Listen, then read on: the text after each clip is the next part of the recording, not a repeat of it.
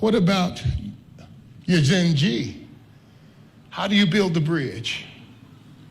You know, I have children. I have 5 children, 4 boys and 1 girl. What's fortunate is my 1 girl can beat up all of her brothers, but I have 5 children. And I remember last year coming to the prayer breakfast. And when my brother Earl and I got back home, we saw the Gen Z's frustration. And Earl asked, Rick, what do you think the problem is? What Gen Z is dying, and I'm talking because I have Gen Zs. They're dying to be loved. They're dying for a seat at the table. They're dying to be respected. And I won't ever forget when my boys were growing up, because sometimes as parents, we want our children to stay children all of their lives. But that's not the case with Gen Zers. Gen Zers have grown up, they've gone to college. Some of our Gen Zers are smarter than we are. I have a daughter, she's a doctor. Whenever I need advice on my health, I don't go to a hospital, I call my daughter. Whenever I want to invest my money, I don't go in and go to a bank, I call my son Caleb. When I need counseling and when I need therapy, no, I don't go to a psychologist, I go to my son Micah. Because all of my children have grown up, and they're no longer children. They're adults. And I had to learn to treat them like adults. And so when they graduated from college,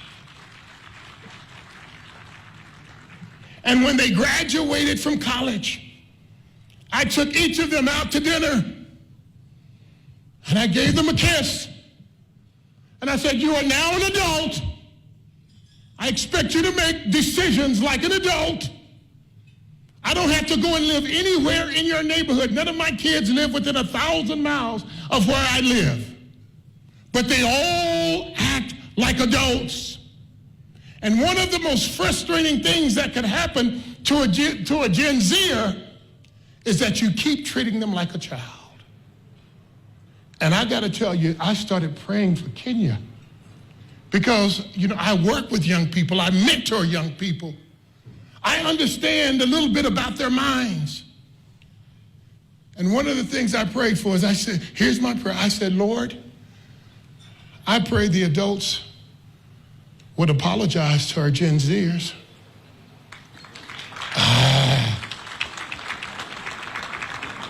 I pray, it's like African Americans. We live in America, but a lot of times we don't feel respected.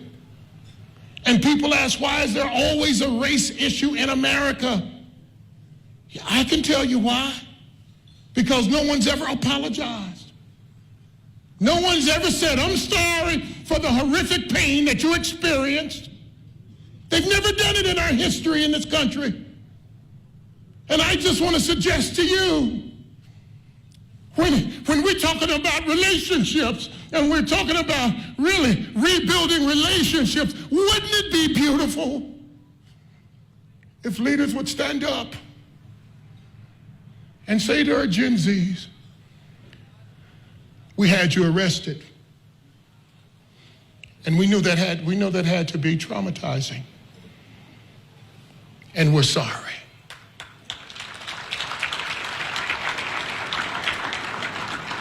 We shut down the internet. And we know that that's your primary source of communication. And we're sorry.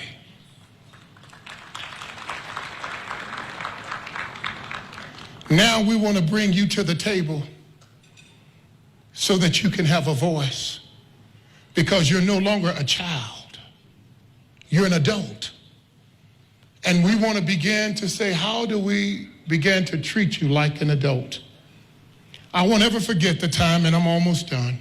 I won't ever forget the time when a guy gave me permission to be an adult. I was in the NFL, my first year in the NFL. We had a coach he was a German guy by the name of Marty Schottenheimer. And when I got to Cleveland, I would go in, and when I would see the head coach, Marty Schottenheimer, I would say, hey, how are you doing, Coach Schottenheimer? And he looked back at me and he said, I'm doing fine. How are you doing, Player Bolden? And the next day I would see him and I would say, well, Coach Schottenheimer. And he would say, okay, Player Bolden. And after about a week, I went to him and I said, why do you keep calling me Player Bolden? He said, Ricky, you're an adult now. You don't have to call me Mr. Schottenheimer. You don't have to call me Coach Schottenheimer. You can refer to me as Marty. That's my name. You are a man now. I expect you to act like a man. And that's what our Gen Zers are crying for. They're crying for the right to be adults because they are. They've gone to college. They're buying their own house. They're getting married. They're adults. And I want to encourage you even here today, Kenya. I challenge you that when we start talking about rebuilding relationships, then the question is, how do we begin to rebuild the relationships with our Gen Zers? Because they love you, they care for you, they respect you, but they don't feel respected.